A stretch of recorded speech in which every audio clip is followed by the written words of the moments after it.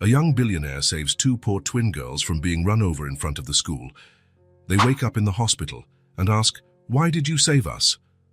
His answer is unbelievable. The receptionist looked Rachel up and down. Her wrinkled dress, old purse, worn-out shoes. Everything about her screamed that she didn't belong there. "Do you have an appointment with Mr. Cole?" Rachel squeezed the strap of her purse. Her hands were trembling. "No, but it's urgent. Please, he's in a meeting. I can take a message if you'd like. Tell him it's Rachel Martinez. He'll see me." The receptionist hesitated. Something in Rachel's tone made her pick up the phone. "Mr. Cole? There's someone named Rachel Martinez here. She says it's urgent." "Yes, sir." She hung up, surprised. "You can go up, 20th floor, room 2012. In the elevator, Rachel closed her eyes. 6 years. 6 years since the last time she'd seen Nathan Cole. The 22-year-old guy she'd met in college had become one of the most respected businessmen in the city. She'd seen his name in the papers, in business magazines. Always smiling, always winning, while she was here. The doors opened. The hallway was wide and silent, expensive paintings on the walls, plush carpet underfoot. Rachel walked slowly until she reached room 2012. She knocked on the door. "Come in," his voice, deeper, more confident, but it was still Nathan. Rachel pushed the door open and walked in. Nathan was standing, his back to her, looking out the window, impeccable suit, perfect posture. When he turned around, Rachel felt her breath catch. He hadn't changed that much. The same face, the same brown eyes. Only now there was something different about him. Maturity, success, everything she didn't have. "Rachel." He said her name as though it were a strange word. "Hi, Nathan." Silence. They looked at each other for a few seconds that felt like an eternity. "Sit down, please." Nathan motioned toward the chair in front of the desk. Rachel sat, placing her purse in her lap. "You look different." 8 years does that to a person. Nathan sat as well, folding his hands on the desk. "What do you want, Rachel?" Straight to the point. That was new too. The Nathan she'd known was more gentle, more patient. Rachel took a deep breath. She opened her purse with trembling hands and took out a photo. "I need to show you something." She placed the photo on the desk and pushed it toward him. Nathan glanced down. He frowned, then picked up the picture. 2 girls, identical. Curly brown hair, big, expressive eyes. One of them was smiling at the camera. The other looked more serious. They were in a park, wearing simple but clean dresses. "Who are they?" Rachel's heart pounded. "Emily and Sophie." "Okay. And I need to know this because—" Nathan looked up at her, impatience in his eyes. Rachel swallowed hard. "They're your daughters." The world stopped. Nathan went completely still. The photo still in his hand, his eyes fixed on it as though Rachel's words hadn't fully reached him. "What?" "They're your daughters, Nathan." The photo trembled in his hand. Nathan slowly placed it back on the desk. "How? You never told me." "Because you left me before I found out." It was months later when I learned I was pregnant. Nathan jumped to his feet so abruptly his chair creaked. This can't be true." "It's true." "Why didn't you come looking for me? Why didn't you tell me?" Rachel felt tears threatening to fall. She blinked quickly to hold them back. "Because you left, Nathan. You said you needed to follow your path, that you couldn't, that I wasn't part of your plans. But these are children, Rachel. They're children." "I know. You think it was easy for me." Her voice came out louder than she intended. Nathan paused in his pacing. "After you left, I was lost. I didn't know what to do. By the time I discovered I was pregnant, it was too late. You had already moved to another city, started your company.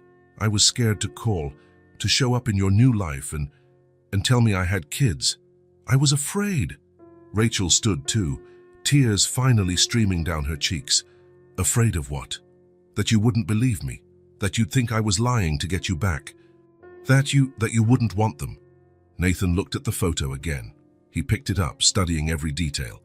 "How old are they?" 5. 5 years. Rachel, 5 years of their lives I've missed. I know, What are they like? What do they like to do? Do they ask about me? Rachel wiped her face with the back of her hand. Emily is quieter, more observant. She loves drawing and reading. Sophie is pure energy. She talks all the time, asks 1,000 questions. And yes, they ask about you. They've always asked. Nathan sank into his chair heavily. What did you tell them? The truth. That their father had to leave before they were born. And why are you telling me this now after 5 years? Rachel sat down again, staring at her own hands. Because I've been unemployed for 4 months. The bills are overdue. They deserve more than I can give. Nathan was silent. I only came out of desperation, Nathan. If I had another option, you wouldn't have come. No. He sighed deeply. He looked at the photo again. They're still so little. Everyone says they're your spitting image. Nathan almost smiled. Almost. Where do you live? In my aunt's apartment. She passed away last year and left it to me. It's small, but it's ours. And school. They go to the local public school. They're good students. Nathan nodded slowly, still gazing at the photo. I need some time to think. Rachel stood. Of course. I'm sorry for showing up like this. I know it was a shock. It was. My phone number is the same. If you want to talk. Nathan looked up. Rachel. Yes. Do they know you came here? No, they don't know anything. He nodded. I'll think about what to do. Rachel walked to the door. Before leaving, she turned back. Nathan? Yes. They're amazing. You missed a lot, but there's still time to get to know them. And she left, leaving Nathan alone with the photo of the daughters he never knew he had. Nathan couldn't work for the rest of the day. The photo of the girls stayed on his desk, and he picked it up every 5 minutes. Emily and Sophie, his daughters, 5 years of life he had completely missed. When the office emptied out, he was still there, alone with his thoughts and a truth that changed everything. He picked up the phone and dialed his personal assistant. Mark, I need you to do a discreet inquiry. Rachel Martinez lives in this city. I want to know where she lives, where she works, or worked, and where the girls go to school. Sir. Just do it, Mark, and I want everything by tomorrow morning. Nathan hung up and looked at the photo again. The girls had his eyes, his face shape. How hadn't he noticed right away? Because he was in shock. Because 6 years is a long time. Because he never imagined he could have children. He tucked the photo into his wallet and went home. The next morning, Mark knocked on the door carrying a folder. Here's the information you requested, sir. Nathan opened the folder. Address, the girls' school, Rachel's financial situation, all of it there in black and white. Rachel hadn't lied about being unemployed. There were overdue bills, notices about utility cuts. The apartment was small, in a modest neighborhood. The girls went to the local public school, Hillbrook Elementary. Nathan closed the folder and looked out the window. Mark, cancel my morning appointments. Sir. And prepare a donation for Hillbrook Elementary, something substantial. I want to deliver it personally. Mark hesitated. May I ask why? Nathan turned around. Personal interest. Hillbrook Elementary was in a neighborhood Nathan had never visited. The streets were full of potholes. Some houses needed a fresh coat of paint, and the school showed signs of limited resources, peeling walls, an old playground, but there were children's drawings on the walls and the typical buzz of a lively school. Nathan parked in front of the gate and took a deep breath. His daughters were inside. The principal, Mrs. Peterson, greeted him with surprise and gratitude when she heard about the donation. Mr. Kohler, what a surprise. The school really needs help. Our budget is very tight. It's my pleasure to help. I'd like to learn more about your day-to-day operations. Of course. How about a tour? Nathan nodded, his heart beat faster with each step. They walked through classrooms with old desks, a small library with few books, a simple cafeteria. Nathan noticed the lack of resources everywhere, but also the teachers' efforts to do their best with what little they had. This is our kindergarten room, Mrs. Peterson said, stopping outside a door with a window. The 5-year-olds. Nathan looked through the glass and his world stopped. There they were, Emily and Sophie, seated side by side at a small, worn table. Their clothes were clean but simple, and a bit worn. Emily was carefully drawing with a broken colored pencil. Sophie was swinging her legs under the chair, talking animatedly to the girl next to her. "They're identical twins," the principal commented, following Nathan's gaze. "Emily and Sophie Martinez, adorable girls, but very different from each other." "How so?" "Emily's more reserved, introspective. She loves to draw and read. Sophie is, well, a whirlwind. She never stops talking, makes friends with everyone, and always has 1,000 questions." Nathan couldn't take his eyes off the girls. They were real. Right there, just a few feet away from him, living their lives without knowing their father stood on the other side of the glass. "Their mother does what she can," Mrs. Peterson continued quietly. "Rachel lost her job a few months ago. Sometimes the girls come without lunch, but they never complain. They're resilient kids." Nathan swallowed hard. "Could I meet the children?" "Sure, they love visitors." The principal opened the classroom door. "Excuse me, Miss Sarah. We have a special visitor today."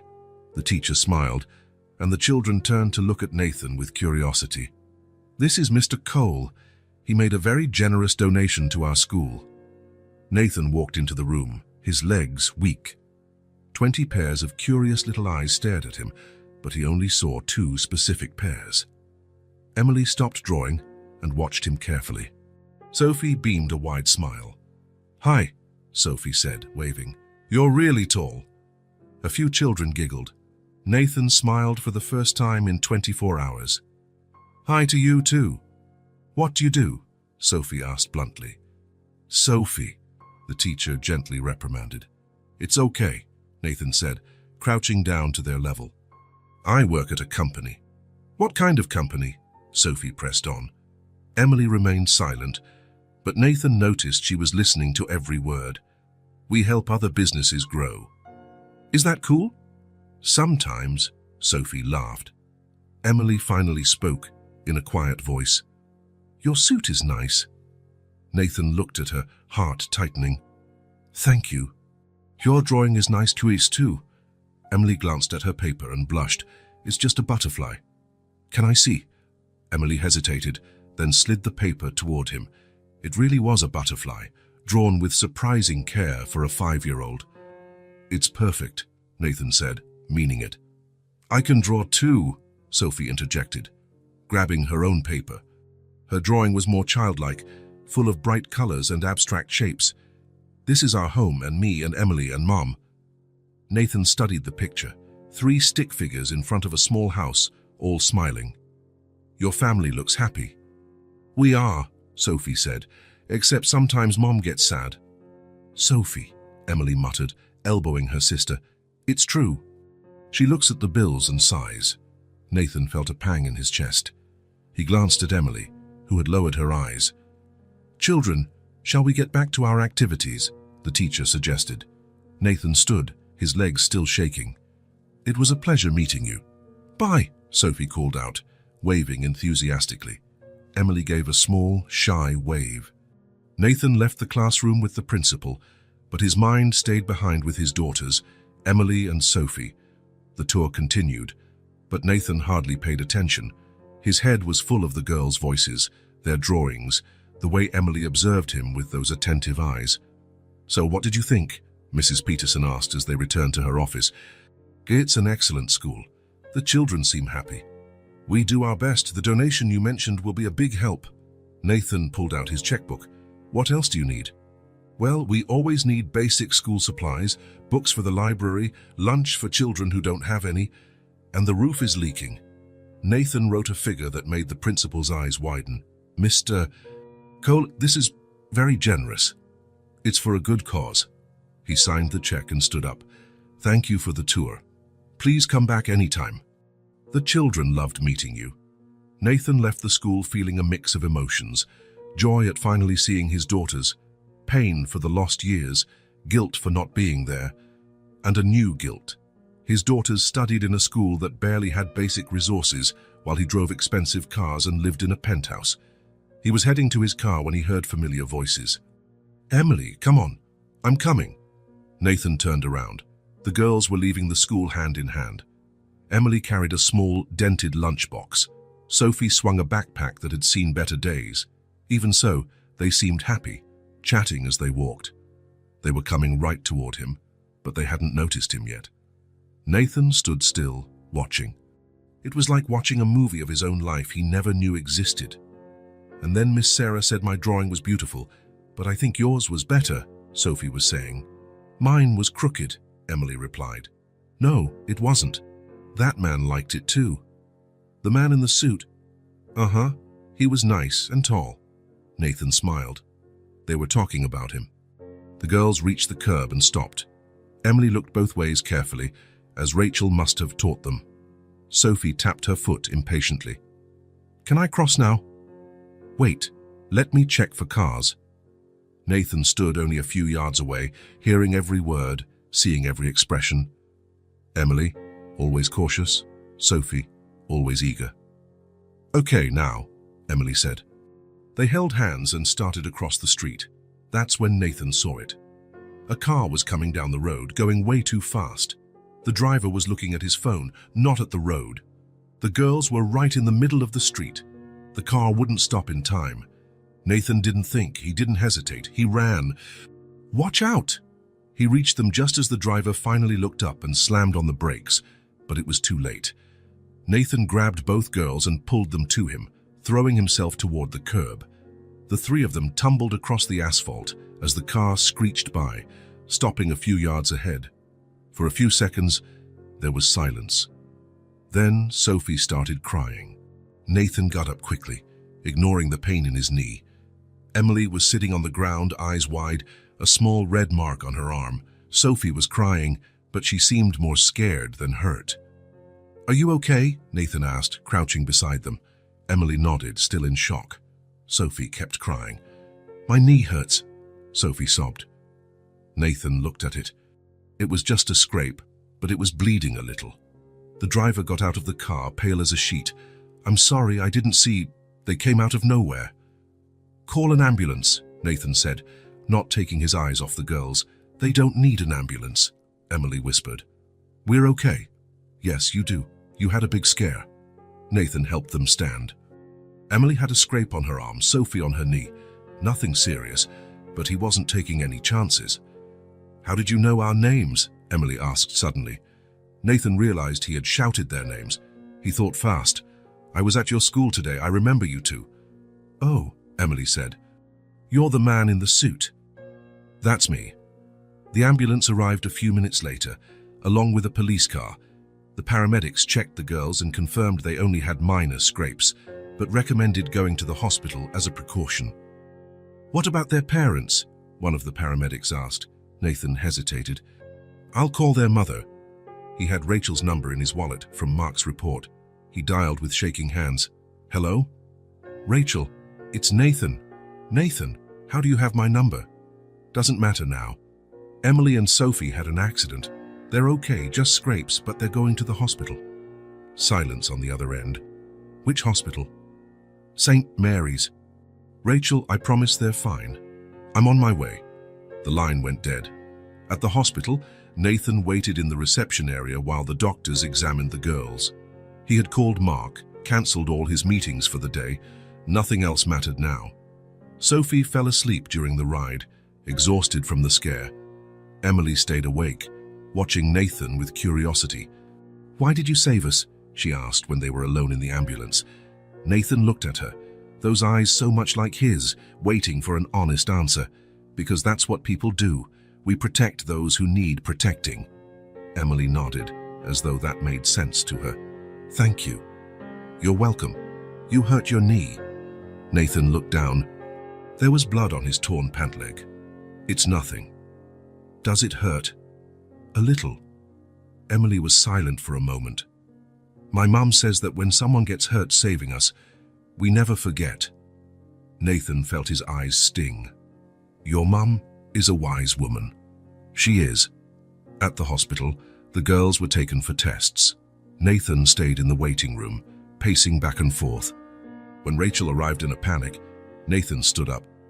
Where are they? They're being examined. Rachel, they're fine. Just some scrapes. Rachel stared at him, still processing the situation. What were you doing there? Nathan hesitated. I went to their school. I made a donation. A donation? I wanted to see them. Rachel closed her eyes. Nathan, they're okay, Rachel, I promise. A doctor approached. Family of Emily and Sophie Martinez. I'm their mother, Rachel said. The girls are doing great, just superficial scrapes. We'll keep them for a few hours of observation, just to be safe, but they can go home later today. Rachel exhaled with relief. Can I see them? Of course. They're awake and asking for you. The doctor walked off. Rachel looked at Nathan. Thank you for saving them. No need to thank me. I do. If you hadn't been there. She didn't finish the sentence. She didn't have to. Can I see them too? Nathan asked. Rachel hesitated, then nodded. I think they'd like to thank you themselves. They walked down the hospital corridor together. Nathan was about to truly meet his daughters at last. Nathan and Rachel walked in silence through the white hospital corridor. The smell of disinfectant filled the air, blending with the tension between them. They stopped in front of room 305, where the girls were. Rachel took a deep breath before opening the door. The twins were on side-by-side beds, small bandages on Emily's arm and Sophie's knee. Both looked calmer now, their curious eyes following the adults as they entered. Mom! Sophie exclaimed, smiling wide. Emily just watched, her observing gaze going from her mom to Nathan and back. Rachel rushed over and hugged them carefully. Are you okay? I was so worried.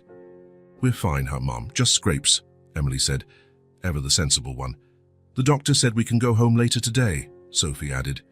Rachel kissed both of their foreheads, and only then did they turn all their attention to Nathan, who stood near the door. It's the man in the suit, Sophie pointed, excited. He saved us, Mom. Rachel glanced at Nathan, unsure what to say next. Girls, this is Nathan. The twins looked at him with renewed curiosity. Thank you for saving us, Emily said, her voice soft but firm. Nathan approached, heart pounding. You're welcome.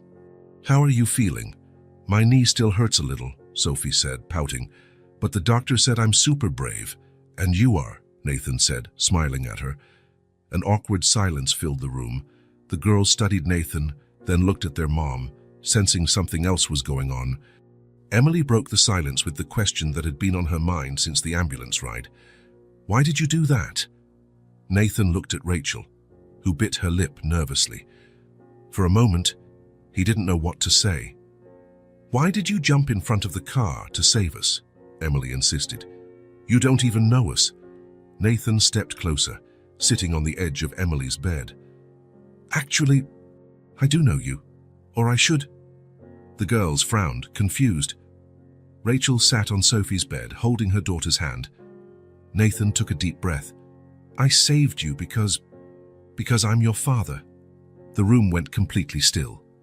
The twins' eyes went wide, darting between Nathan and Rachel, waiting for some sign that this was a joke. Rachel nodded slowly. It's true, girls. This is your dad. Sophie reacted first, her mouth forming a perfect O. Our dad? Our real dad?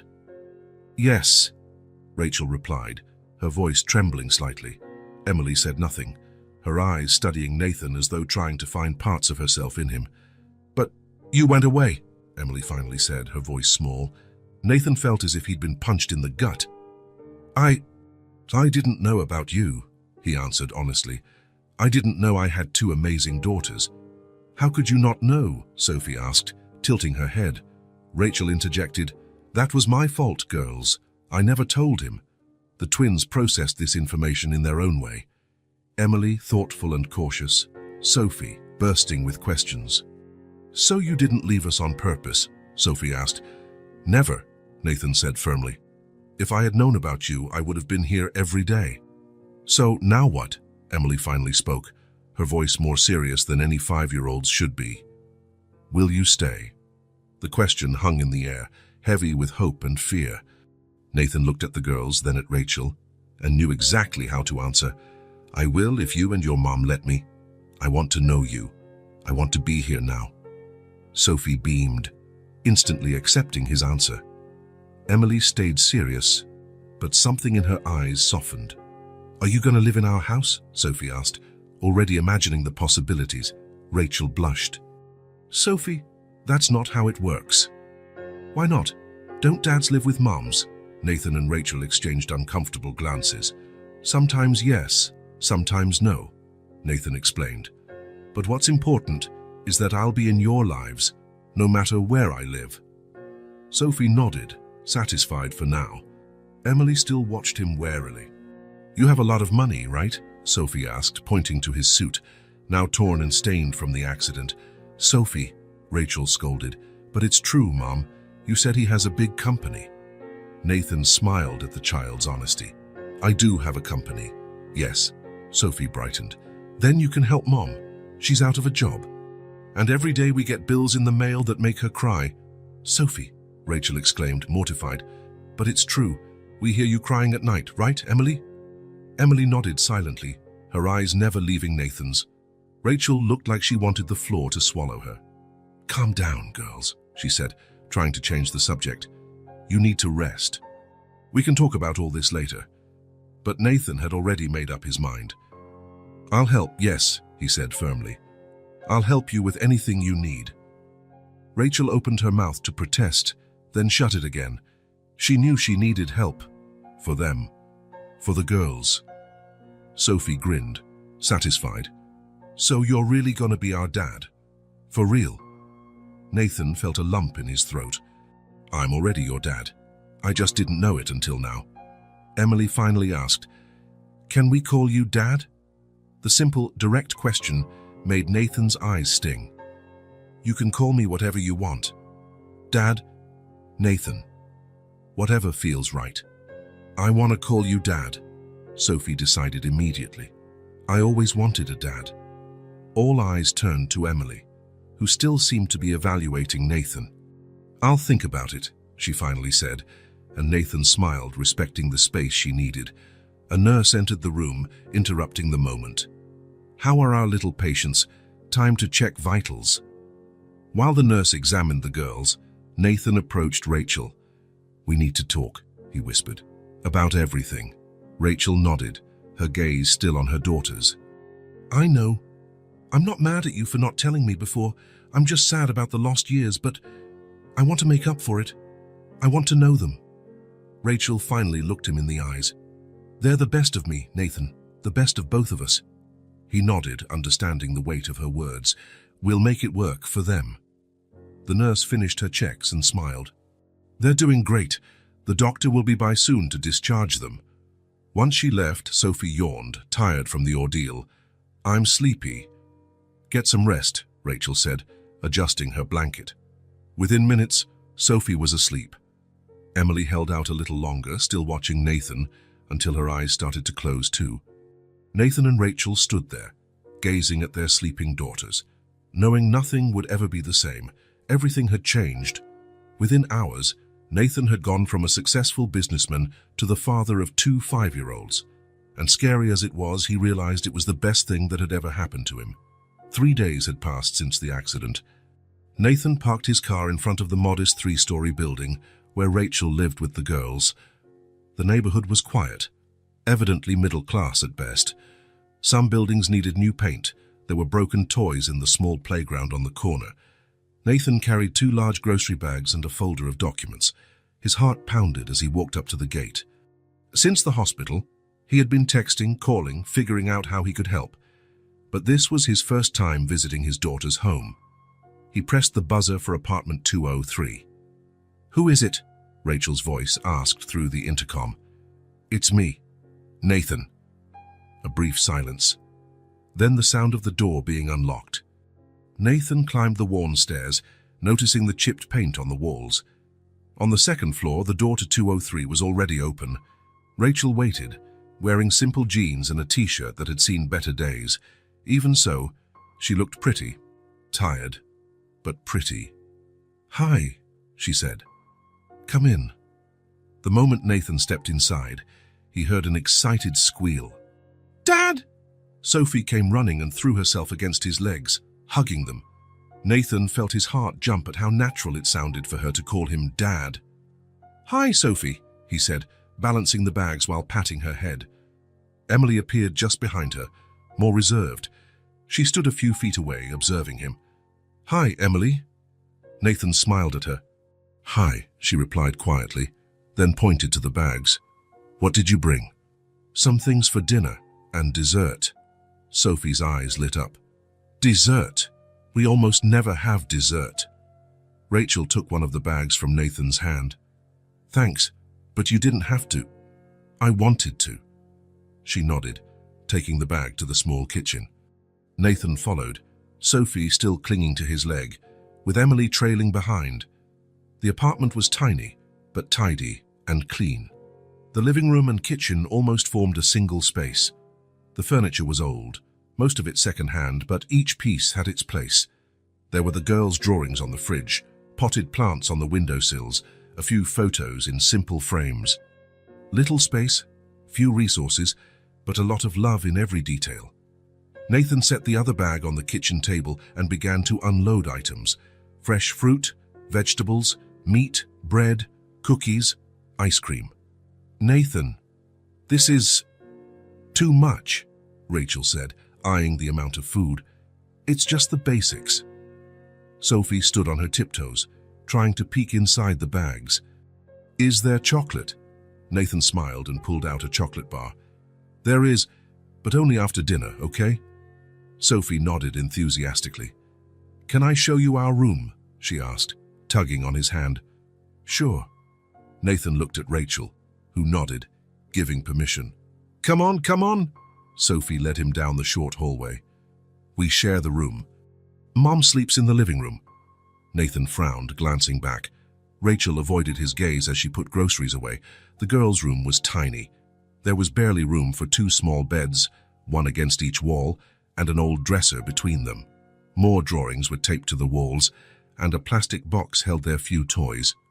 "This is my bed," Sophie said, pointing to the one with a faded but colorful blanket. "And that's Emily's." Emily stood in the doorway, watching everything with her thoughtful eyes. "It's small," she said simply. Nathan nodded, looking around. "But it's cozy." Sophie jumped onto her bed. "Mom made these quilts. I picked the colors myself." Nathan noted how, despite their simplicity, the beds were neatly made. Their clothes were carefully folded in the dresser, their few toys stored, their worn children's books lined up. Everything was clean and orderly, but undeniably modest. "Do you want to see my new drawing?" Sophie asked, already grabbing a piece of paper from the dresser. "Sure." While Sophie showed him her art, a colorful mix of people and flowers, Nathan took in every detail of the small room. Each corner was used to its fullest, but it was clearly far too cramped for two growing children. "That's you, that's Mom, that's me, that's Emily," Sophie explained, pointing at the figures. Nathan knelt to see the drawing better. "You draw very well, Sophie." "Emily draws better." Nathan looked at Emily, who sat on her bed, watching. "Do you like to draw?" She nodded. "Can I see one of your drawings?" Emily hesitated, then pulled a notebook from under her pillow. She opened it to a page and showed Nathan. It was a drawing of a park, with trees, benches, and 3 figures, 2 small ones holding hands with a bigger one. "Is that you, Sophie, and your mum?" Emily nodded. "At the park near our school. We go there on Sundays." "It's really good, Emily. You have talent." "Mum says I draw like you," she said, watching his reaction. Nathan blinked, surprised. "Your mum said that?" Emily nodded. "She said you used to draw in college." Nathan smiled at the memory. "That's true. I like to draw. I did some design work for a few clubs." "Do you still draw?" "Not as much as I should." Nathan flipped through a few more pages, admiring his daughter's artistry. Emily had a remarkable attention to detail for someone her age. "Do you have colored pencils?" he asked. Emily and Sophie exchanged glances. "We had some, but they're all used up," Sophie said. "And Mom said we have to wait until next month to buy more."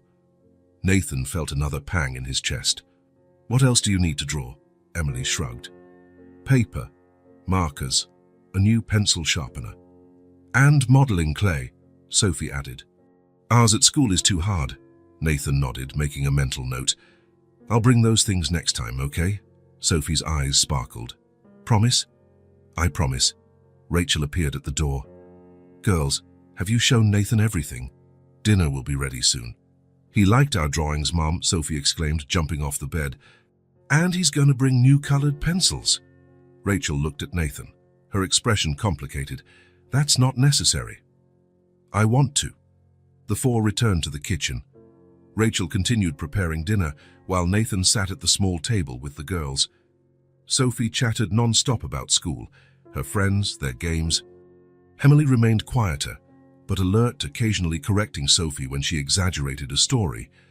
And then my teacher said my work was the best in the class, Sophie declared. She said it was one of the best, Emily corrected. Not the best. Same thing. No, it's not. Nathan smiled at their interaction. It was fascinating how two identical sisters could be so different. Sophie, outgoing and energetic. Emily, reserved and precise. As the girls chatted, Nathan glanced around, taking in every detail of the apartment. On the living room table, he spotted some bills. When Rachel went to the bathroom, he took a quick look. Overdue electricity, overdue rent, final notices. His stomach sank. While he lived in a luxurious penthouse, Rachel and the girls, his girls, were struggling with the basics. When Rachel returned, he picked up the folder he had brought. We need to talk after they go to bed, he said quietly. She nodded, tense.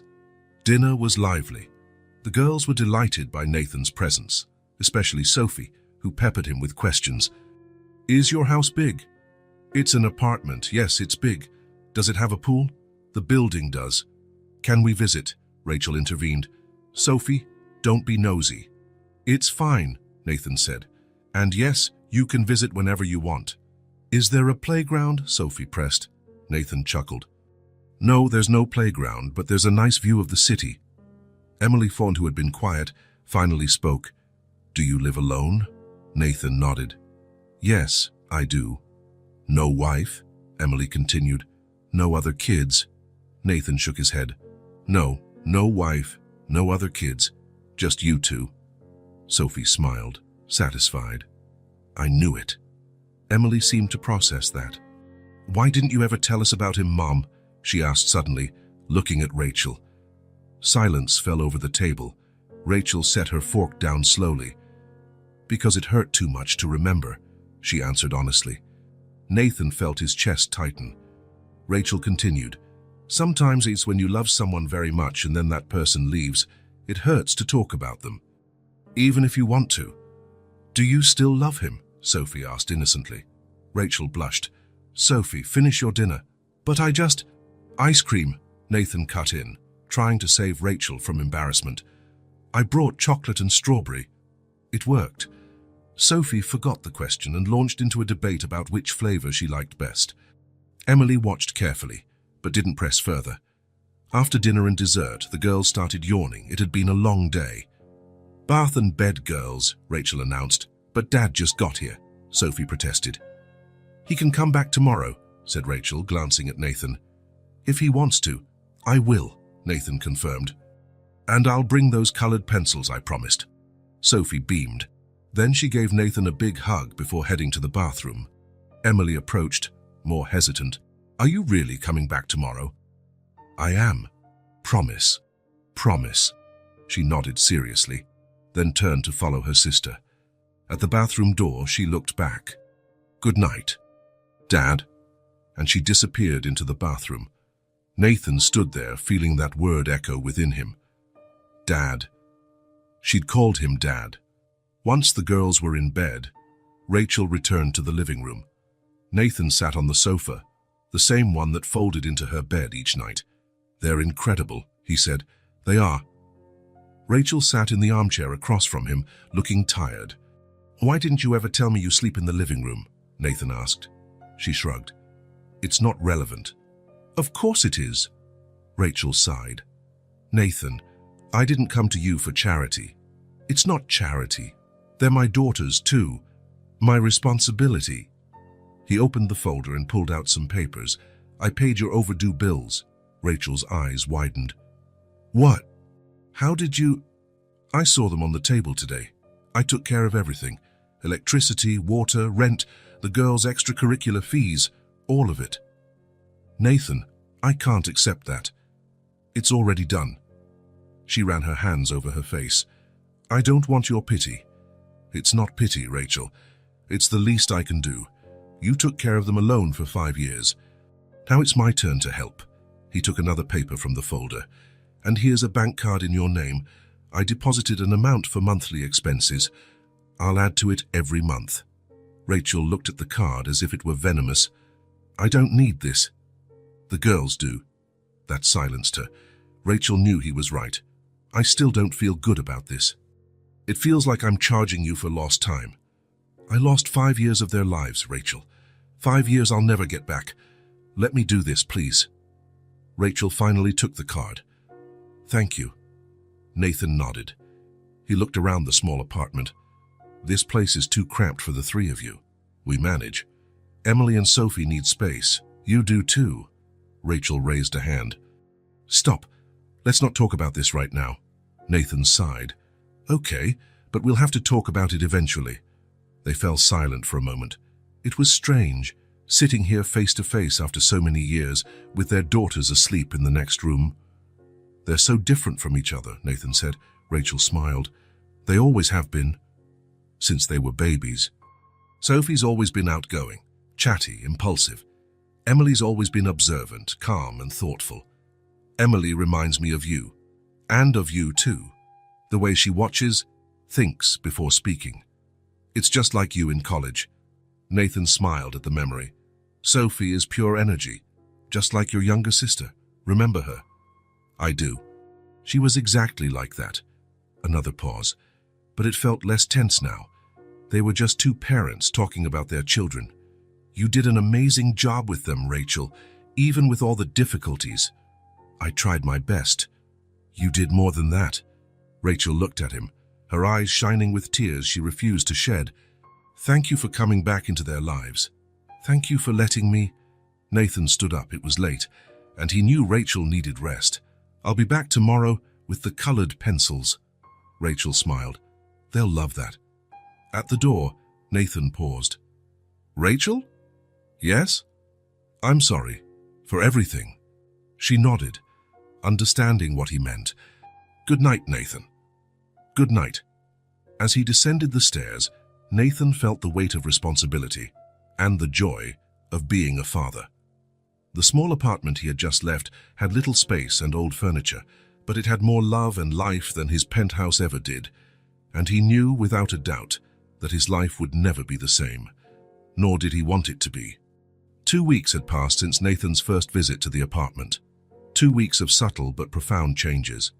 Nathan parked outside the building, as he did every morning before going to the office. It was 7:30 a.m., and he carried a bag of fresh bread from the corner bakery. He climbed the now familiar stairs and knocked on the door of 203. Rachel opened it, already dressed for work. She'd gotten a part-time job at a department store, thanks to one of Nathan's connections. Good morning, she said, giving him a tired smile. You're really sticking to a routine, huh? Good morning. Are the girls ready? Almost. Sophie is looking for the sock that matches her hair bow. Emily's been ready for 20 minutes. Nathan smiled. That was so typical of them. He stepped into the apartment, which looked brighter now. The new curtains he had brought the previous week let in more light, and there were fresh flowers on the table, another of his weekly gifts. Dad. Sophie came running, one foot socked at the other bare. Did you bring the bread I like? I did, and jam too. Yay. Emily appeared right behind her, fully dressed and with her backpack on. Good morning, she said more quietly, but with a small smile. Good morning, Emily. Did you sleep well? She nodded. I dreamed about that story you told us last night. Nathan felt a wave of satisfaction. Reading to them before bed had become a nightly ritual. Emily always asked for adventure stories. Sophie preferred fairy tales. Let's have breakfast, or you'll be late for school, Rachel said, setting plates on the table. The 4 of them sat down for breakfast. Nathan noted how natural this now felt, as though it had always been this way and not just for 2 weeks. Sophie chattered non-stop about a school project. Emily ate quietly, occasionally correcting Sophie's exaggerations, and Rachel checked the time, worried about getting to work. "I'll drive the girls today," Nathan offered.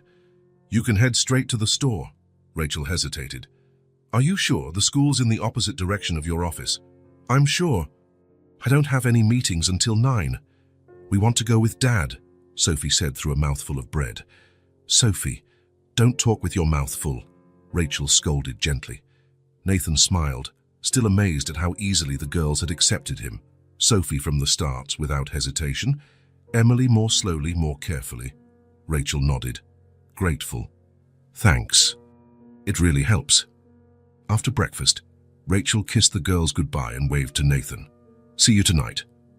I'll drop them off and then pick you up after your shift," Nathan said. When Rachel left, Nathan turned to the girls. "Ready for school?" Sophie was still hunting for her missing sock. Emily was already at the door, waiting patiently. "I found it," Sophie exclaimed, pulling a colorful sock from under the couch. 10 minutes later, they were in Nathan's car. The girls loved riding in it, a spacious sedan, but not overly flashy. Nathan had considered buying new booster seats, but Rachel insisted the old ones were fine. "Dad, can I turn on the radio?" Sophie asked from the back. "Sure." Sophie promptly found a kids' music station and began singing loudly and off-key. Emily rolled her eyes but tapped her foot in time to the music. At a red light, Nathan checked the mirror, his daughter's. It was still hard to believe that these two wonderful girls were his, that for 5 years they'd existed without his knowledge. "What are you thinking about, Dad?" Emily asked, always observant.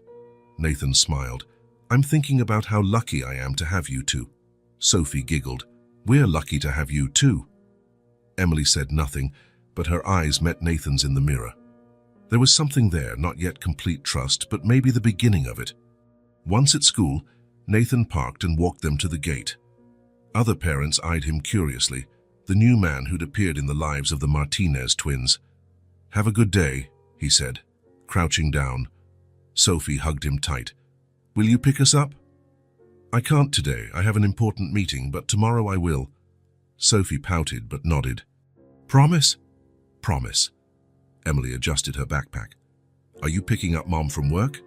"Yes, I am," she nodded, as though giving approval. "See you later, then." "See you later." Nathan watched them walk inside, Sophie waving multiple times, Emily taking firm steps. Only when they disappeared into the building did he return to his car. That evening, as had become routine, Nathan returned to the apartment for dinner. He brought pizza, to the girls' delight. "Pizza again," Rachel teased. "They're going to get used to this." "It's Friday," Nathan said. "Pizza day." After dinner, while Rachel washed dishes, Nathan sat with the girls at the small table to help with their homework. Sophie was writing a short essay called My Family, with large, uneven letters, occasionally asking for help spelling tricky words.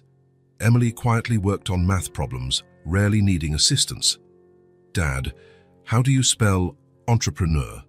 Sophie asked. "Entrepreneur," he spelled out carefully, adapting the term to English usage. "That's what you are, right?" "Yes, it is." Sophie chewed on her pencil, thinking, "What do you do at the company?" Nathan considered how to explain his job to a 5-year-old. "I help other businesses grow. I find money for them to do important projects." Sophie frowned. "Like a bank?" "Sort of, but banks just lend money. We help businesses use that money wisely." Emily, appearing focused on her homework, was clearly listening. "Do you have a big office?" she asked, without looking up. "I do." "With lots of people?" "Some, yes." Sophie perked up. "Can we visit?" Nathan glanced at Rachel, who was in the kitchen but obviously following the conversation. "What do you think?" he asked. "Could I take them to see the office tomorrow?" Rachel hesitated. "You don't work on Saturdays." "No, but I can show them around. Then we can go to the park and have a picnic." Sophie's eyes lit up. "Picnic? Mom, can we? Can we?" Rachel smiled at her daughter's excitement. "Yes, you can." "Are you coming?" Nathan asked. "I can't. I have an extra shift tomorrow." Nathan nodded, understanding that Rachel was determined to maintain her independence, even with the financial support he offered. So it'll be just me and the girls. The next morning, Nathan arrived early. The girls were already ready, Sophie bouncing with excitement, Emily more subdued but clearly curious. "Behave," Rachel said, tying Sophie's hair ribbon, "and listen to your dad." Nathan noticed the slight hesitation. It was still strange for Rachel to call him the girl's father. "We'll be back before dinner," he promised. In the car, Sophie fired off endless questions. "Is your desk big? Do you have a computer? Is there a soda machine? Can we press the elevator buttons?" Nathan answered patiently, while Emily gazed out the window, taking in the city passing by. They arrived at the company building, and the girls craned their necks to see the skyscraper. "You work all the way up there?" Emily asked. "On the 20th floor." "Wow!" Sophie exclaimed. "That's almost in the sky." In the lobby, the security guard smiled when he saw Nathan with the girls. "Good morning, Mr. Cole. Special visitors today?" "My daughters," Nathan said, feeling an inexplicable pride in uttering those words. "Emily and Sophie." The girls waved timidly. In the elevator, Nathan let Sophie push the button for the 20th floor as promised. She jumped with delight as it began to ascend. "We're flying." Emily held Nathan's hand, watching the floor numbers climb on the panel. The office was nearly empty on a Saturday, just a few dedicated employees working on tight deadlines. Everyone looked surprised to see Nathan Cole, the always serious director, holding hands with two little girls. "Good morning, Mr. Cole," greeted his secretary, Jennifer, who had come in to organize some documents. "I wasn't expecting you today." "Just here to show my daughters the place," Nathan explained. "Jennifer, these are Emily and Sophie." Jennifer did her best to hide her shock. As far as she knew, her boss had no children. "Hello, girls. Want some chocolate?" "I always keep some in my drawer." Sophie instantly accepted. Emily looked at Nathan, who nodded before taking hers. Nathan gave them a tour of the office, his room, the conference room, the small break area. He explained in simple terms what everyone did, how the company functioned. "Is this where you stay all day?" Emily asked, looking around his office. "Most of the time, yes." "It looks lonely." Nathan glanced at his neat desk, the expensive ergonomic chair, the impressive view of the city. Emily was right. It was lonely. "Sometimes it is," he admitted. Sophie was busy spinning around in his chair. "Look, Emily, you can see the whole city from here." Emily joined her at the window, gazing at the skyline. "Our school is over that way," she said, pointing. "And our apartment's that way," Sophie added, pointing in another direction. Nathan joined them at the window. "And the park where we'll have our picnic is right there," he said, indicating a green area a few blocks away. After half an hour in the office, they said goodbye to Jennifer and the few employees present. In the elevator, Sophie was still talking about the spinning chair. "When I grow up, I want a chair that spins too." Emily was more thoughtful. "Do you like your job, Dad?" The question caught Nathan off guard. "I do. Why do you ask?" "It looks boring to sit and look at numbers all day," Nathan laughed. "Sometimes it is, but it's also satisfying to see the results." Emily nodded, as if she understood perfectly. At the park, Nathan spread out a blanket under a large tree. He'd brought sandwiches, fruit, juice, and cookies, all prepared by himself, with some effort. He wasn't used to doing this sort of thing. "This is delicious," Sophie said, biting into a sandwich. "Did you make it yourself?" Emily asked, examining hers carefully. "I did. I'm not as good as your mom, but I'm learning." Emily took a cautious bite and then smiled. "It's good." Coming from her, that was high praise. After eating, the girls wanted to play on the swings. Nathan pushed them in turn. Sophie asked for higher and higher. Emily preferred a more moderate pace. "Higher, Dad, I want to touch the sky." "If you fall, you'll get hurt," Emily warned. "I won't fall. Dad won't let me, right?" "No, I won't," Nathan said, feeling a fierce protectiveness at the trust in Sophie's voice. After the swings, they tried the slide and the seesaw, and then raced across the grass until all three were out of breath and laughing. Nathan took out his phone. "Shall we take some pictures?" Sophie immediately struck a dramatic pose. Emily stood beside her, more reserved, but smiling. Nathan snapped several photos of them together, then some with each one. "Now one of the three of us," Sophie pleaded. Nathan hesitated. "Who'll take it?" Emily looked around and noticed an older woman walking her dog. "We can ask that lady." Nathan nodded, impressed by Emily's initiative. She was usually so shy around strangers. The woman kindly agreed to take their photo. Nathan crouched between the girls, an arm around each. Sophie gave a big smile. Emily more subdued, but her eyes shone. "What a lovely family," the woman commented, returning the phone. Nathan didn't correct her. Back at the apartment, the girls were exhausted but happy. Rachel was already home from work, preparing dinner. "How was your day?" she asked. "It was amazing," Sophie exclaimed. "Dad's office has a spinning chair, and he has his own room, and we had a picnic and played in the park and took pictures." Rachel smiled. "Sounds like it really was amazing." Emily approached her mom. "He made sandwiches," she said, as if this were an important detail. "They were good." Rachel raised her eyebrows, surprised. Emily rarely praised anyone's cooking but her own mother's. Nathan showed Rachel the photos. She looked through them silently, her eyes softening when she saw the girls' smiles. "Thank you for today," she said quietly so only he could hear. "They look happy. They're incredible, Rachel. You've done an amazing job. We've done it together now. You're doing your part." Nathan felt a tightness in his chest. He was trying every day to make up for lost time, not with gifts or money, but by being there. Breakfast together, helping with homework, reading bedtime stories, taking them out on weekends. There were no grand promises or dramatic declarations, just consistency, the certainty that he'd be there tomorrow and the next day and the next. Sophie had already rushed off to her room to put away a flower she'd picked at the park. Emily lingered in the kitchen, watching the adults. "Are you staying for dinner?" she asked Nathan. "If your mum doesn't mind." Rachel nodded. "I made enough for everyone." Emily seemed pleased and went to join her sister. "She's starting to trust me," Nathan observed as Emily walked away. "Emily takes time to open up, she always has." "I know. I'm not pushing. I'm just showing up." Rachel smiled. That's exactly what she needs, what they both need. That night, as he read the girls their bedtime stories, Nathan noticed Emily sat a bit closer to him than usual, a small gesture, but so meaningful. When he finished the story, Sophie was almost asleep. "Good night, princess," he whispered, kissing her forehead. "Good night, Dad," she murmured drowsily. Turning to Emily, he expected her usual nod. Instead, she leaned in and gave him a quick hug.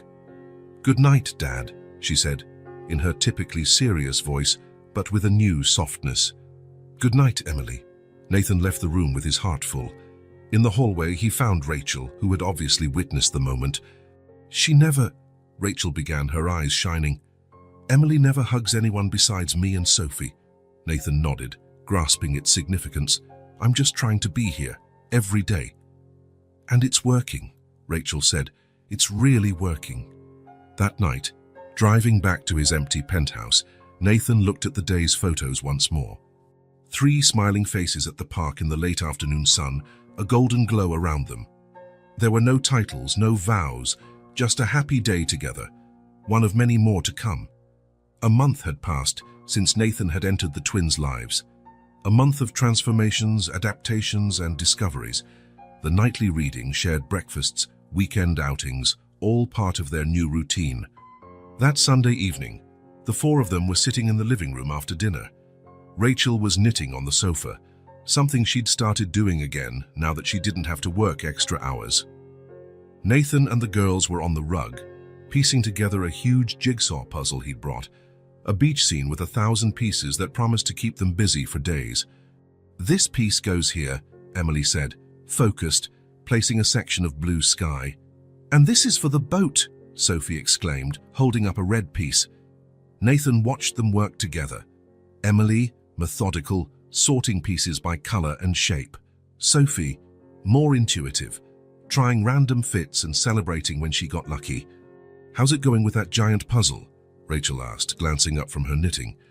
We're making progress, Nathan said. Emily's done almost all the sky. Emily didn't smile, but her eyes shone at the recognition. She was still sparing with her smiles, but Nathan had learned to read other signals. The brightness in her eyes, the more relaxed posture, the way she sat closer to him every day. "Dad, tell us a story from when you were little," Sophie said, still rummaging through puzzle pieces. Nathan thought for a moment. "When I was about your age, my dad took me fishing for the first time. I was so excited I woke up at 5 in the morning and waited by the door." "Did you catch anything?" Sophie asked. "Not a single fish. Actually, I fell in the lake and my dad had to pull me out." Sophie laughed out loud. Emily gave a small smile. "Would you two like to go fishing someday?" Nathan asked. "Yes," Sophie answered without hesitation. Emily shrugged. "Maybe." Rachel listened from the sofa, a gentle smile on her face. Over the past weeks, she, too, had relaxed around Nathan. The initial tension had given way to a cautious truce, sometimes even warmth. "Is your dad still alive?" Emily suddenly asked. Nathan shook his head. "No. He passed away when I was 16. "Did you miss him a lot?" Emily continued, her eyes focused and inquisitive. Nathan felt the weight of the question. Emily rarely asked personal things. "I did. I still do. He was a good man." Sophie stopped sifting through puzzle pieces and looked at Nathan. "We always wanted to know who our dad was," she said with the frankness only a child can have. Silence descended on the room. Rachel paused her knitting, her needles motionless in her hands. Emily glanced at her sister, then at Nathan. "We used to make up stories," she said softly, "but they were just stories." Nathan felt a lump in his throat. He imagined them as younger girls, asking about the father they'd never met, spinning fantasies to fill the gap. "What kind of stories?" he managed to ask. Sophie grinned. "Sometimes you were an astronaut." "Or a firefighter," Emily added. "Once you were a king in a faraway kingdom," Sophie chimed in. "Sophie's stories were the wildest," Emily explained. "I tried to be more realistic." Nathan didn't know whether to laugh or cry. "And what did you imagine, Emily?" he asked gently. Emily looked at her hands. "I thought maybe you were someone who had to leave for work far away. Maybe you couldn't come back, but you wanted to." Nathan's heart squeezed. Even in her fantasies, Emily had searched for an explanation that wouldn't hurt too much. Rachel's eyes filled with tears now, but she stayed silent. "The other girls at school all had dads," Sophie said.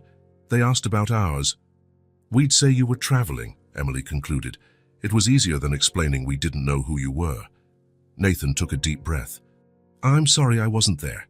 It's not your fault," Emily said, surprising everyone with her defense. "You didn't know about us." "Even so, I missed so much." Sophie scooted closer and rested her head on his shoulder. "But now you're here."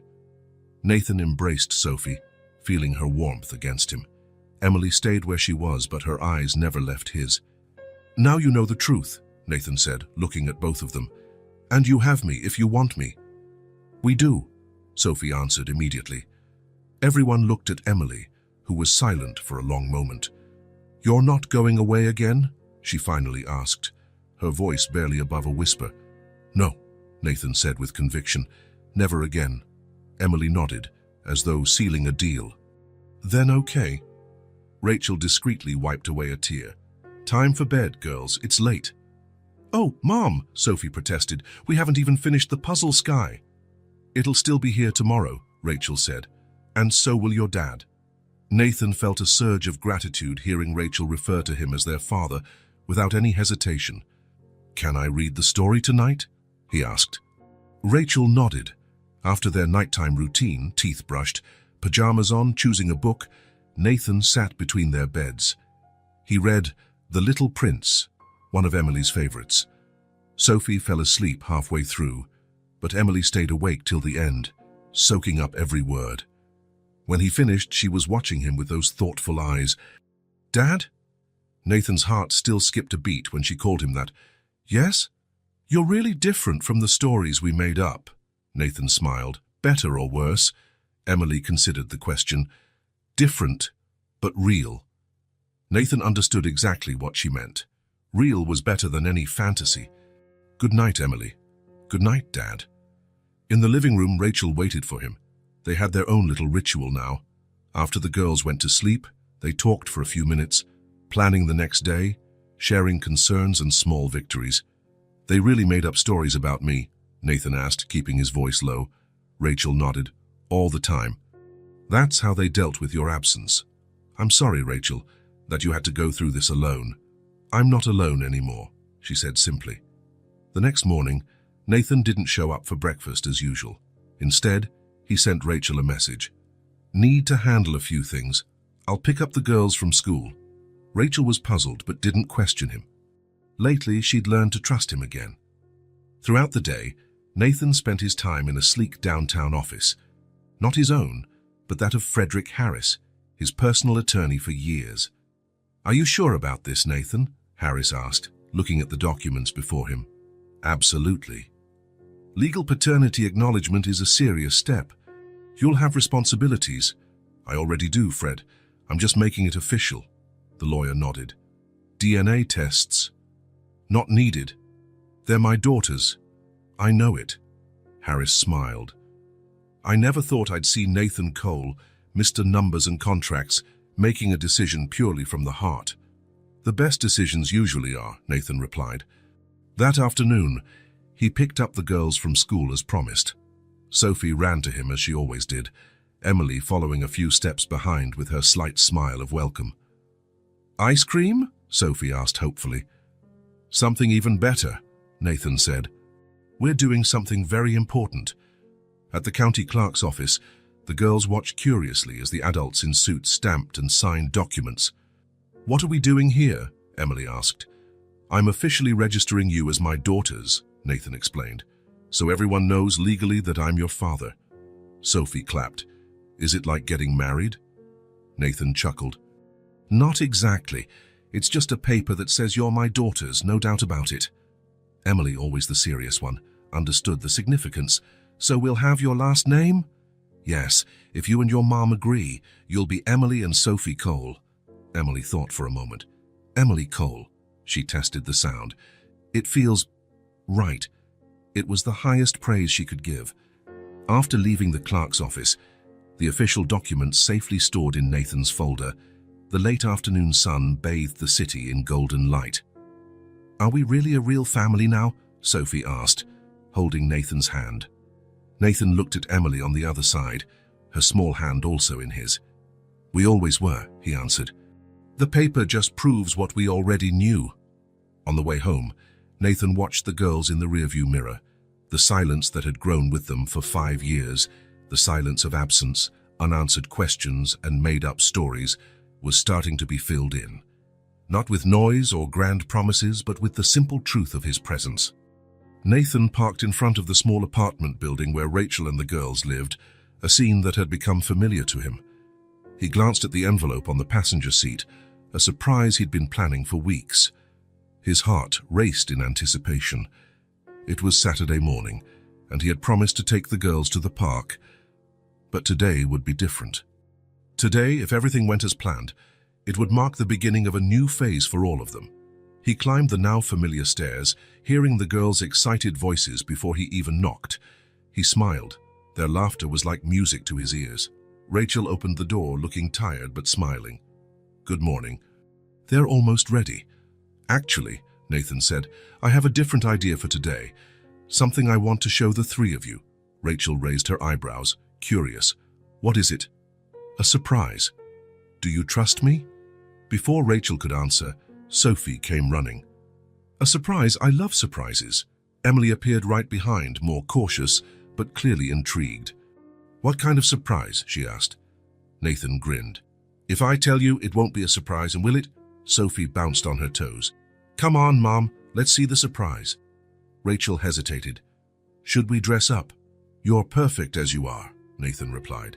"Just grab jackets, it might get chilly later." 20 minutes later, the four of them were in Nathan's car.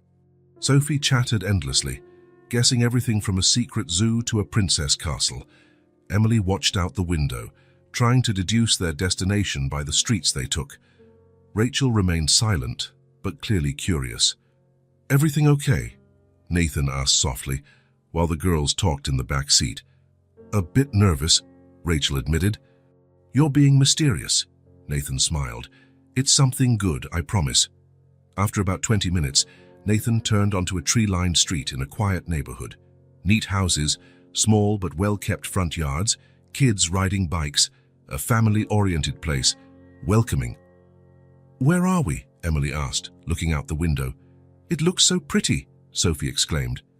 "Look at that blue house." Nathan slowed down and parked in front of a 2-story yellow house with white trim. Not too big, not too small. There was a small front garden with a stone path leading to the front door. "We're here," he said, turning off the engine. Rachel glanced at the house, then at Nathan, silently questioning. "Let's take a look," he said, stepping out and opening the door for the girls. Sophie hopped out and ran straight to the little garden. Emily exited more cautiously, studying the house. "Whose house is this?" she asked. Nathan pulled a set of keys from his pocket. "Why don't we go inside and find out?" Rachel stayed by the car, as though her feet were glued to the sidewalk. "Nathan, trust me, Rachel," he said gently. "Please." She finally moved, following him up the stone path to the door. Nathan unlocked it and stepped aside so they could enter first. The living room was bright and spacious, with large windows letting in plenty of sunlight. The furniture was new but not extravagant, just a comfy sofa, armchairs, and a wooden coffee table. The walls were painted a soft cream, decorated with simple landscape prints. "Wow!" Sophie exclaimed, running inside. "This house is so pretty." Emily came in slowly, looking around.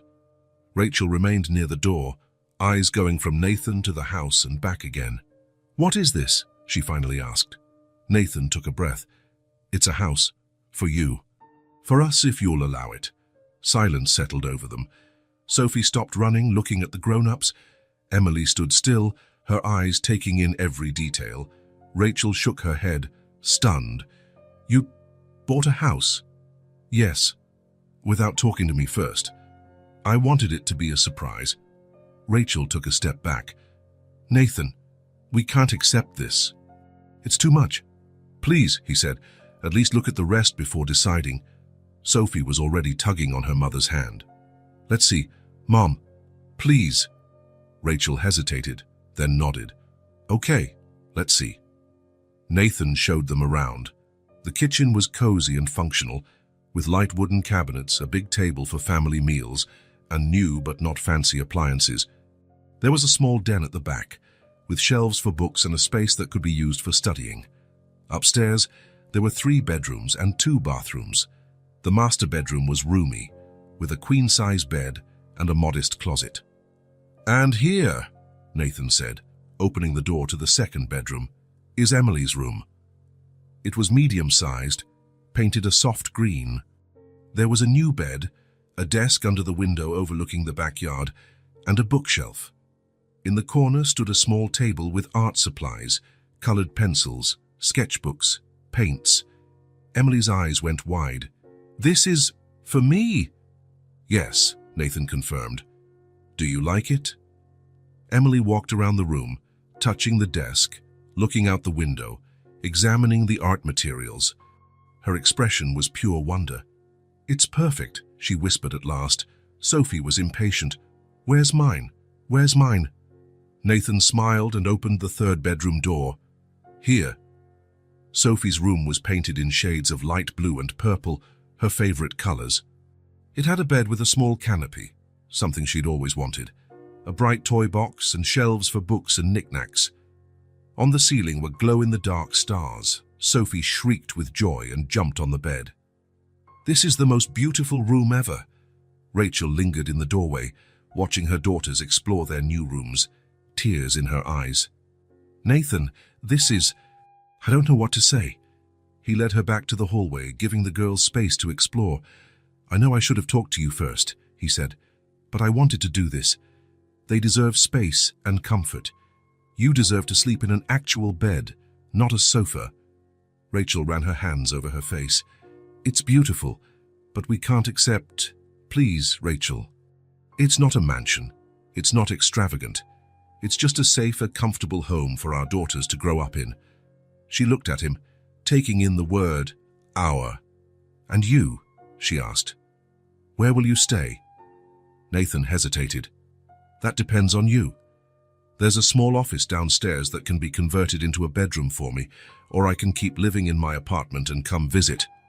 "Whatever you prefer." Rachel closed her eyes for a moment. "You really thought of everything." "I tried." The sound of the girls' laughter echoed in the hallway. Rachel glanced toward the bedrooms, then back at Nathan.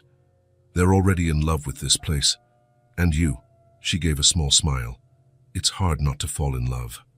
Nathan felt a wave of relief. "So you'll stay?" Rachel took a deep breath. "We need to have a serious conversation about finances and responsibilities. I don't want to live off charity, even if it's from my daughter's father." "It's not charity, Rachel. It's family." The word hung between them, loaded with meaning. "We need clear boundaries," she continued, "for the girls' sake. And ours. Whatever you want." Rachel looked toward the bedrooms again, where her daughters squealed with excitement over their new spaces. "All right," she said finally. "Let's try." Nathan felt a huge weight lift from his shoulders. "Thank you." They went back to the rooms. Sophie was showing Emily how the glow-in-the-dark stars would probably light up at night. "Mom, look what Dad did," Sophie exclaimed. "Can I sleep here tonight?" Rachel smiled. "Not tonight, honey. We have to organize the move first." "When? Tomorrow?" Nathan and Rachel exchanged glances. "Maybe next week," Nathan suggested. "We need to pack your things, transfer utilities, let the school know." Emily, who had been quiet, approached Rachel. "Are we really going to live here, Mum?" Rachel stroked her daughter's hair. "Yes, sweetheart, we are." The smile that lit up Emily's usually serious face was rare and precious. Over the following weeks, the move happened gradually. Nathan helped with every detail, hiring movers, transferring utilities, dealing with school paperwork. Rachel quit her job at the store. With the new financial situation, she could focus on finding work she actually enjoyed, maybe even go back to studying. As for Nathan, he opted to stay in the small downstairs office converted into a bedroom. It was a temporary arrangement, Rachel insisted, until everyone adjusted. Moving day was chaotic but exciting. The girls dashed around, deciding where to place their few belongings in their spacious new rooms. Rachel looked overwhelmed at first, as though she couldn't believe this house was truly theirs. "Feels like a dream," she commented while unpacking the kitchen. "Like I'll wake up back in that cramped apartment." Nathan set a box on the counter. "It's real. Promise." That night, after the main boxes were unpacked and some semblance of order was established, they ordered pizza, a Friday night tradition they'd maintained.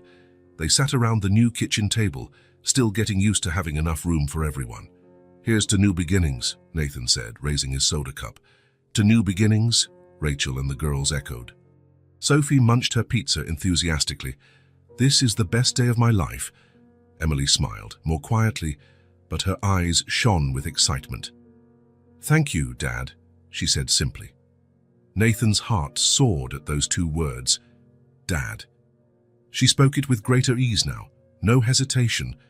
In the days that followed, the house became a home. Nathan pinned up the girls' drawings on the fridge, a tradition from the old place that he wanted to continue. Rachel planted flowers in the little front garden. The bookshelves were filled with their favorite volumes, the walls with photographs. A routine settled in. Nathan, who had adjusted his work hours, was present for breakfast most mornings. Sometimes he took the girls to school. Other times, Rachel did. In the evenings, whoever got home first started dinner, and every night, without fail, Nathan read the girls a story before bed.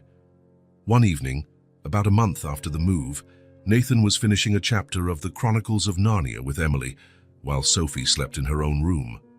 "We'll pick up the next chapter tomorrow," he said, closing the book. Emily, already cozy under her blankets, looked at him with those thoughtful eyes. "Dad?" "Yes." "Do you like living here with us?" Nathan smiled. "It's the best thing that's ever happened to me." "Really? Isn't it too small for you? Your other place was huge." "And empty," he said honestly. "I'd rather have a smaller place full of people I love than a big, empty place." Emily nodded, as if it made perfect sense. "I'm glad you found us," she said, voice barely above a whisper. "Me too, Emily. More than you can imagine." She sat up and, to Nathan's surprise, gave him a long hug. Not a quick one like before, but a tight, lingering one, full of meaning. "Good night, Dad," she said against his chest. "Good night, Emily," he replied, voice trembling with emotion. In the hallway, he found Rachel, who had obviously overheard. "She's never been one to show affection," Rachel said quietly. "Not even with me sometimes." "She feels safe," Nathan replied. "That's all I ever wanted to give them. Safety." Rachel nodded. "You've done it." The next morning, a sunny Saturday, Nathan woke to the sound of laughter in the kitchen. He got up from the pull-out sofa bed in the small downstairs office and followed the noise. Rachel was making pancakes while the girls helped, or tried to. Sophie had flour on her nose and in her hair. Emily stirred the batter with total focus. "Morning," he greeted from the doorway. "Dad!" Sophie exclaimed, running over and hugging his legs, transferring half the flour to his pajama pants. "We're making a surprise breakfast." "It wasn't supposed to be a surprise," Emily corrected. "You spoiled it, Sophie." "Oops," Sophie said, not sounding very sorry. Nathan laughed and picked Sophie up, not minding the flour. "It's the best unsurprise ever." After breakfast, they decided to work in the backyard. Nathan had bought gardening tools and plants the day before. While he dug holes for new shrubs, Rachel planted flowers by the fence. The girls had their own little toy gardening tools, mostly causing a delightful mess. "Look, Dad." "A worm," Sophie shouted, holding the wriggling creature in her dirty fingers. "Be careful not to hurt it," Nathan advised. "Worms are good for the soil." Emily was more interested in the butterflies visiting the few flowers already planted. "Can we make a butterfly garden?" she asked. "I read about it at school." "Sure we can," Nathan said. "We'll research which plants attract them best." By late afternoon, everyone was tired and dirty, but the backyard was starting to look promising. They sat on the back steps, drinking lemonade Rachel had made. "It's looking good," Rachel commented, surveying their work. "It'll look even better when everything grows," Nathan added. Sophie, worn out from all the activity, leaned against him, her eyes starting to close. Suddenly she mumbled, "I love you, Dad." Nathan froze, her words hitting him like lightning. It was the first time either of the girls had said that. "I love you too, Sophie," he managed, voice trembling. He looked over at Emily, who watched them with those keen eyes. She didn't say anything, but she smiled. A rare, precious smile that spoke volumes. That night, after the girls went to bed, Nathan found Rachel on the front porch, gazing at the stars. "What are you thinking about?" he asked, sitting in the chair beside her. "How life changes," she replied. "How 2 months ago? I was up at night worrying about overdue bills, and now," she gestured to the house behind them, "all this. Any regrets?" "None. For the first time in years, I feel at peace." Nathan nodded. "Me too." They sat in companionable silence, enjoying the quiet neighborhood, the sense of security. "Sophie told me she loves me today," Nathan said, still in awe. Rachel smiled. "She's always been direct with her feelings." "And Emily?" "Emily shows hers in other ways, by how closely she listens when you talk, how she remembers the stories you tell, how she draws the three of you together." Nathan felt his throat tighten. "I'm trying to do everything right, Rachel. To be the dad they deserve." "You're doing great," she assured him. "It's not about big gestures, Nathan. It's about being there, showing up for dinner, asking about their day, putting their drawings on the fridge, reading bedtime stories." Nathan knew she was right. Love was in the small daily gestures, in consistency, in trust built day by day. In this new house, with its bright, cozy spaces with separate rooms for each of them, and the garden growing, they were building not just a physical home, but an emotional one, a place to belong, a real new beginning. And it was only the beginning. The backyard now had flowers planted by the girls, a small butterfly garden Emily tended with meticulous care, and even a birdhouse that Nathan and Sophie had built together. In the kitchen, the fridge was covered with drawings, shopping lists, and a family calendar with everyone's schedules. The bedrooms were already full of books, toys, and small treasures collected over the months. That Sunday afternoon was cool, but the sun was warm enough to sit on the front porch. Nathan was there with the girls after lunch, while Rachel finished up some chores inside. "Uno!" Sophie shouted, holding her penultimate card triumphantly. "You can't put a +4 on top of another +4, Emily argued, frowning at her sister. "Yes, you can," Sophie insisted. Nathan hid a smile. Arguments over game rules were common between the twins, with Emily always enforcing strict adherence and Sophie trying to bend them. "Let's check the rules," he suggested, picking up the instruction leaflet they kept handy for these exact moments. Emily folded her arms confidently. "I've read the rules 3 times. You can't stack +4 cards." Nathan scanned the leaflet. "Emily's right," he said, pointing to the relevant paragraph. "You can't play a +4 on top of another." Sophie pouted. "That's a silly rule." "Rules exist for a reason," Emily said, satisfied. "It's just a game," Sophie mumbled, reluctantly drawing 4 new cards. Nathan observed how different they were in their approach to everything. Sophie, impulsive and emotional. Emily, methodical and logical. They really were 2 sides of the same coin. "Remember what we said about playing together?" he gently reminded them. The girls responded in unison, repeating what they'd heard many times. "It's not about winning, it's about having fun together." Nathan smiled. "Exactly." He played his turn, placing a green card that made Sophie groan. She only had red and blue left in her now bloated hand. "Dad, you always play the cards I don't have." "Pure coincidence," he teased, winking at Emily, who hid a smile. He watched Sophie count her cards, biting her lip in concentration, a habit she'd had since he first met her. Emily arranged hers by color and number, a strategy that often led her to victory. These moments, playing cards on a Sunday afternoon, listening to the girls bicker, settling small disputes, had become Nathan's most cherished. Nothing in his old life, no million-dollar deals, first-class business trips, or fancy dinners, compared to the simple joy of being here with his daughters. The front door opened, and Rachel stepped onto the porch, drying her hands on a dish towel. She'd recently cut her hair, a modern style that framed her face, and started an online course in graphic design, something she'd always wanted to study. She seemed younger, lighter, as if years of worry had lifted. "Who's winning?" she asked, leaning on the porch railing. "Emily," Sophie sighed dramatically, "as usual." "It's not over yet," Emily said, though her little smile suggested she felt confident about her odds. Rachel watched them for a moment, a thoughtful expression on her face. Nathan often caught her gazing at them like this, as though still getting used to the reality of their reunited family, storing the memory in her mind. "What is it?" he asked. Rachel shook her head. "Nothing, just observing."